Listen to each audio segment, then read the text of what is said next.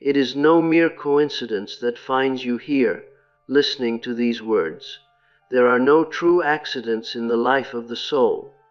A certain necessity, born from the depths of your own being, has drawn you to this precise point. You feel it, do you not? A quiet, persistent pull beneath the surface of your everyday awareness. You stand now at a threshold, not an ordinary one, but a frontier of the spirit. What lies ahead feels immense, shrouded in the mist of the impossible, and it may fill you with a profound and trembling awe. At this very moment, you may feel as though the foundations of your world are giving way, as if you are fragmenting under a pressure you cannot name. But I ask you to consider a different perspective. What if this sensation of crumbling is not, in fact, a descent into ruin? What if it is the necessary precondition for an ascent? Throughout my life's work, I devoted myself to the study of these critical junctures in the human psyche, these moments of maximum tension and apparent collapse. What I discovered was not a pathology, but a pattern, not a curse, but a cryptic form of grace. The breakthrough that seems to arrive like a miracle from the heavens is, in truth, the fruit of a deeply rooted psychological process. And this process, I tell you, has already begun within you. You find yourself in a state of complete arrest. This is not the simple lethargy that a new enthusiasm might cure. This is a total impasse. Every door which your conscious mind can perceive appears irrevocably locked. Every path your reason maps out seems to lead back to the same desolate point of origin. You have, I am certain, called upon every faculty of your intellect. You have constructed plans with meticulous care. You have summoned greater will, adopted new methods, sought the counsel of others, and yet the situation remains stubborn and unmoving, like a great stone lodged in the stream of your life.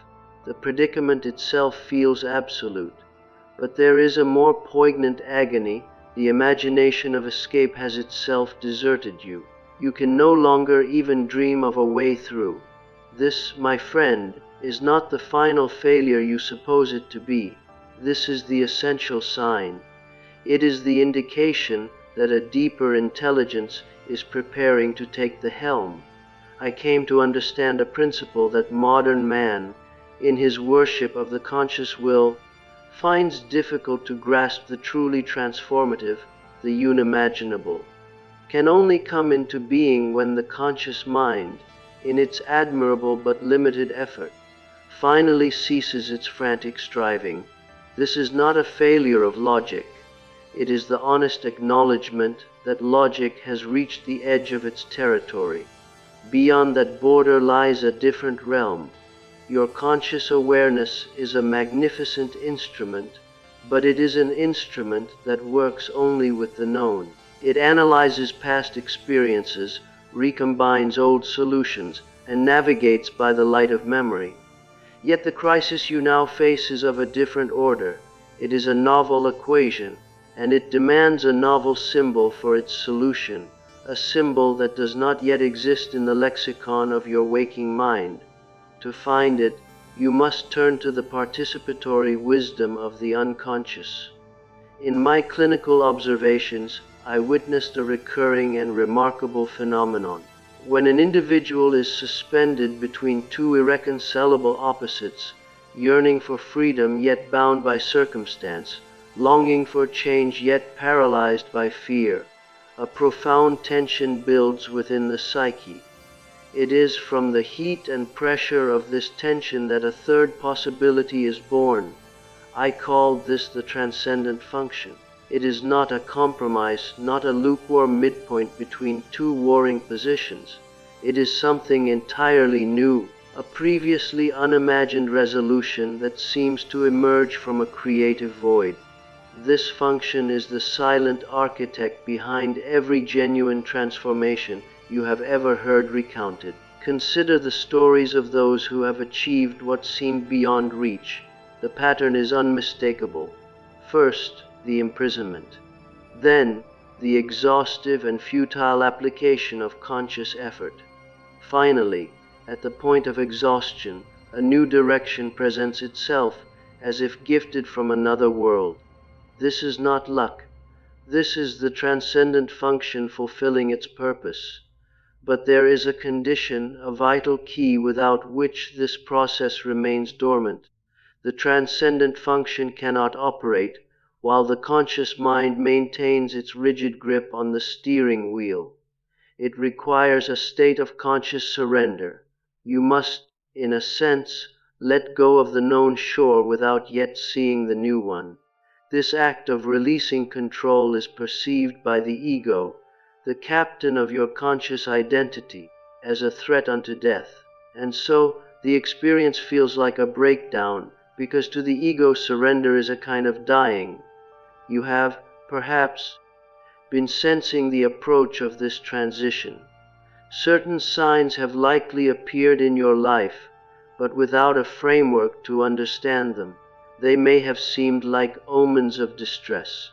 I documented these psychological precursors, these harbingers of the psyche's metamorphosis. Their presence is not a cause for despair, but a confirmation. You are closer than you dare to hope. The first sign manifests in the theater of the night, the vivid, transformative dream. These are not the faint, forgotten sketches of ordinary sleep. They are experiences of stunning clarity and emotional power that adhere to you throughout the day, their reality sometimes surpassing that of your waking hours. Dreams of falling, of being lost in labyrinthine places, of confronting terrifying figures or immense forces. The rational mind dismisses these as nonsense. But I tell you, they are the most serious work of the soul. The unconscious is using this symbolic language to rehearse the great drama of your transformation. It is staging the dissolution of the old persona so that the latent self may begin its emergence. The second sign is an overwhelming, visceral resistance. Life itself seems to become viscous, every action mired in psychic friction. To rise from bed is a conquest. To choose a course of action feels like moving through stone. This is often mistaken for clinical depression, and the weariness is indeed similar. But its origin is different.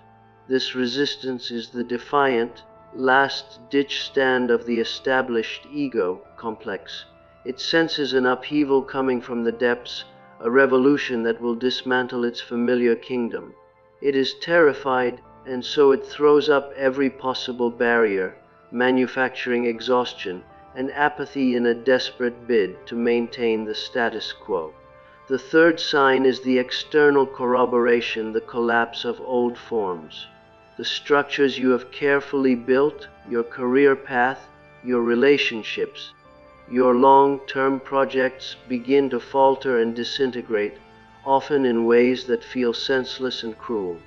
You followed the rules, you worked diligently, and still it falls apart.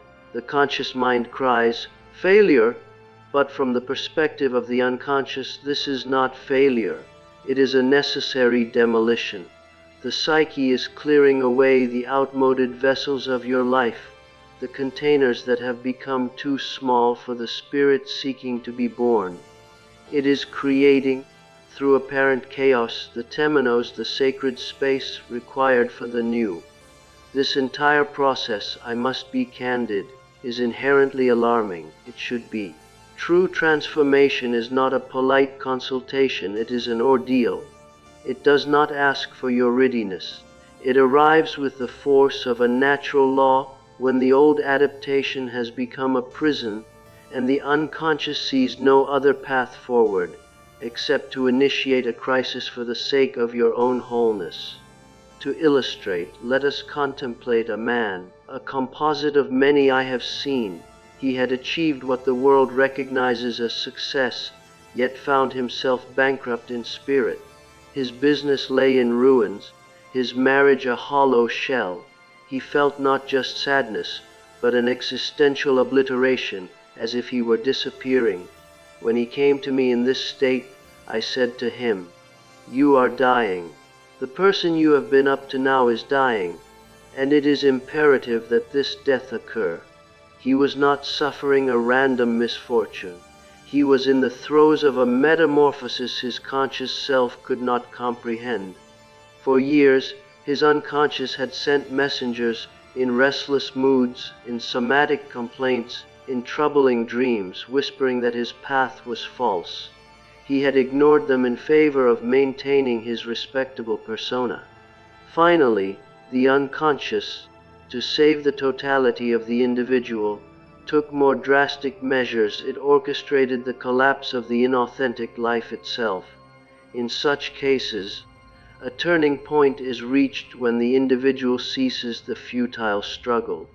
He stops trying to repair the old structure with the old tools. He surrenders the illusion of conscious control. And in the fertile silence that follows this surrender, the unconscious begins to speak in a new tongue. Dreams shift. They no longer merely depict the crisis. They start to suggest symbols of renewal, an unexpected path through a forest, a creative act, a forgotten talent, a calling that defies all previous logic. If the individual can find the courage to follow this slender, irrational thread, a new venture begins, not from conscious ambition but from obedience to this deeper voice. What unfolds often has the quality of grace. Doors open, connections are made, and a life that is genuinely his own begins to take shape. The critical realization is this: the conscious ego did not and could not engineer this redemption. Linear thinking, trapped in the paradox of opposites, was sterile. The transcendent function, the psyche's own reconciling power, generated the saving symbol. But its activation was contingent upon one thing: the conscious mind's courageous act of surrender. You who listen now are standing in that same crucial terrain. Your life is not falling apart because you are inadequate. It is dissolving because the form it has taken is no longer congruent with the totality of your being. The you that you have known is proving insufficient for the destiny that calls. This is why all your old efforts feel futile. You are attempting to solve a transcendental problem with a tool meant for empirical tasks. It will not work. The unimaginable demands not just a new action, but a new actor. The pattern of this transformation follows an archetypal sequence. It begins with conflict. Two mighty opposites seize your inner stage: the voice that cries for change and the voice that screams in fear of it, the will to let go and the instinct to cling tighter. This creates a tension that is almost unbearable, a psychic crucible. The typical, but ultimately failed, solution is to choose one side and violently suppress the other, becoming either a tyrannical martinet of change or a passive victim of stagnation. The transcendent function, however, operates on a different principle. It activates only when you can consciously endure the tension of the opposites without choosing. When you can honestly say, "I desire this new life with all my heart, and I am paralyzed by terror at the prospect," and hold both truths as valid.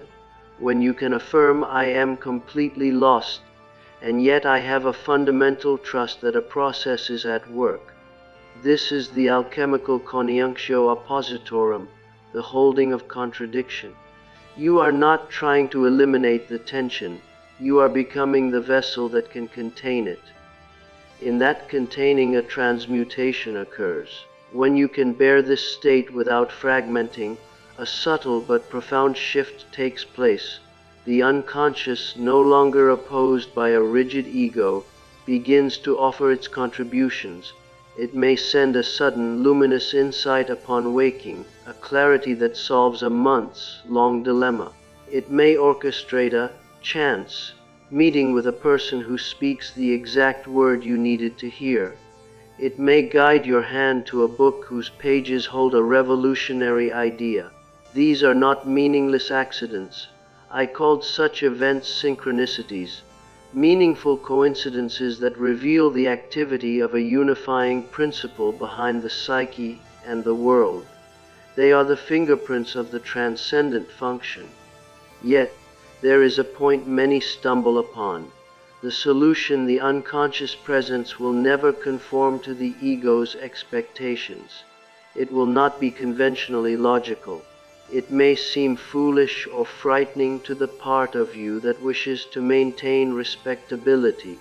This is because the unimaginable is not merely a new circumstance. It is the embryo of a new identity, and the birth of a new self always demands a sacrifice of the old. I spent years immersed in the study of sacrifice, in the myths of heroes, the rituals of religion, the cryptic drawings of the alchemists. The pattern is universal and profound. Real transformation requires a sacrificial act. But the sacrifice is not of sheep or gold. It is the sacrifice of the persona, the mask you constructed to meet the demands of family, society, and your own early aspirations. I am a dutiful child. I am a certain kind of person. This mask feels like your very face. But it is not the self. It is a necessary adaptation that has outlived its usefulness. The new wine of the spirit cannot be held in these old wineskins. They will burst. Therefore, the old identity must be ritually surrendered, allowed to die a symbolic death. This is the true meaning of the breakdown. It is the visible cracking of the persona under the pressure of the emerging self. It is the death of the life you thought you were supposed to live, making way for the life that is authentically yours. There is no bypassing this stage. The path to your totality leads directly through the graveyard of your former identities. Let me offer another reflection, common in the analytic journey. Consider the person who has been the perfect citizen, the ideal partner, the model of social conformity. And yet, inside, they feel a terrifying hollowness, a question. Who am I beneath all this performance? My question to them was always, who were you before they told you who you ought to be? This inquiry often opens a floodgate of grief and remembrance. They see the long series of small betrayals, of a native passion for art surrendered for a practical career, of a natural introversion forced into extroversion, of a true opinion silenced for the sake of harmony. The authentic personality was sacrificed on the altar of adaptation. The method to reclaim these lost fragments is what I termed active imagination. It is a disciplined dialogue with the unconscious.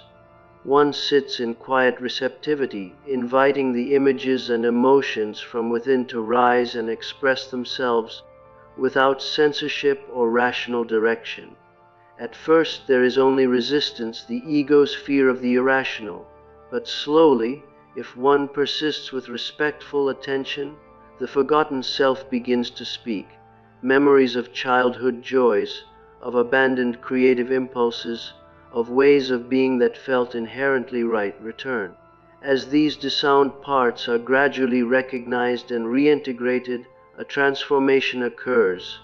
The depression that stemmed from self-betrayal lifts. Relationships become more genuine, as the energy once used to maintain a pretense is freed. The individual becomes quite simply more real. And in that reality, the unimaginable becomes possible. A crucial principle must be understood. This wholeness cannot be achieved as a conscious goal. You cannot plan to become yourself. It is a paradoxical achievement that comes only when you create a silent, expectant space within and allow the unconscious to move. The transcendent function works to restore your authenticity, but it requires your conscious collaboration in the form of active patience. This is the dynamic now constellated in your life. You are being forced by inner necessity to create that inner space. The collapse of plans, the feeling of helplessness, the arid sense of futility, these are not your enemies. They are the agents of the psyche, ruthlessly demolishing the crowded marketplace of your conscious ambitions to make an empty chapel for the spirit. But you must cooperate. You must stop trying to rebuild the old marketplace with the same blueprints. You must learn the difficult art of sitting in the fertile void, the annus mundus, without fleeing into panic or false certainty. This is the supreme challenge, for the ego's instinct is to seize control, to formulate a new 5-year plan, to do something. But such actions are like trying to force a seed to grow by pulling on the shoot. They violate the natural, organic tempo of the psyche. Active patience is not passive waiting. It is a state of heightened, non-grasping awareness. You attend to the subtle inner movements, the fleeting intuition, the mood that passes like a shadow, the symbol in a dream. You observe these signs, you engage with them, but you do not attempt to wrest a specific outcome from them. You trust the teleology of the psyche, its inherent drive toward wholeness, even as you walk in complete outer darkness. Think of the acorn. It contains the mighty oak, but it does not know the oak in a conscious sense. When conditions demand, it allows itself to be split apart. Its hard shell, its former identity, is broken. It sends a tender, blind root into the crushing darkness of the earth, and a fragile shoot toward a light it has never seen. It becomes something it could not have imagined while it was still a smooth, whole acorn. You are that acorn now. The cracking of your shell feels like annihilation, because it is the end of one state of being. But what is stirring within that shell is the pattern of your wholeness, which transcends your current imagination. Here is the great paradox I encountered. The unimaginable is not an external event that befalls a passive individual. It is a creative act that the total psyche performs through the individual. You are not a spectator awaiting salvation. You are the living vessel, the alembic in which this inner alchemy takes place. But you can only be a true vessel if you cease trying to dictate the recipe to the alchemist within. This is where many turn back. They sense the approach of the numinous. They see the old structures tremble, and in a spasm of fear, they retreat. They reclaim the reins. They try to force a premature solution that the rational mind can understand. They attempt to bargain with the gods of the depths. And in that act of fearful control, they sever the connection. The process halts, leaving them in a state of barren cynicism or prolonged, unresolved suffering. The journey, therefore, requires a fundamental trust, not a childish faith in benevolent external forces, but a hard-won psychological trust in the wisdom of the self, the central, archetypal core of the total personality. It is a trust that the unconscious, though it may speak in terrors and mysteries, is ultimately working toward your individuation. It is a trust that the breakdown has a structure and a purpose. It is the labor pain of a new consciousness. To see the crisis as a hidden breakthrough requires a shift in vision as radical as Copernicus's.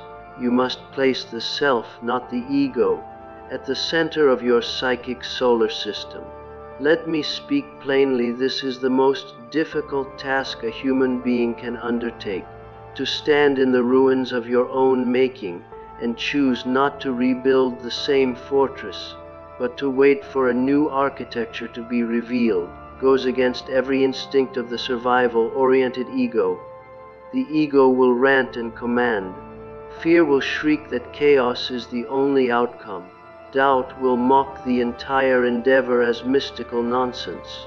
But I learned, through decades of listening to the unconscious of my patients and myself, what your fear cannot know. The unconscious is not your saboteur. It is your deepest ally. Its seemingly destructive actions, are performed to liberate you from a life of imitation. It seeks to shatter the glass bottle so that the genie of your potential can finally be free. It aims to deliver you to the life that corresponds to your essential nature. But it cannot give you that life while your hands are clenched, white-knuckled, around the ghost of the old one. So, the question that defines your crossroads is not, will the transformation happen? The forces of the psyche have already set it in motion. The only question is, will you participate, or will you resist? Will you yield to this process that feels like death? Will you lay down the arms of your willful striving? Will you extend trust to an intelligence that operates in symbols and dreams, even when your rational mind is utterly bewildered? For my research revealed a humbling and democratic truth. Those who experience these profound renewals are not a separate class of gifted or lucky individuals. They are simply those who, when brought to the brink, found the courage to let go. They are the ones who stopped trying to steer the river and instead learned to read its currents. They allowed the transcendent function to perform its reconciling magic. You are among them. Your presence here is testimony. You may feel shattered, adrift, and profoundly ignorant of what comes next.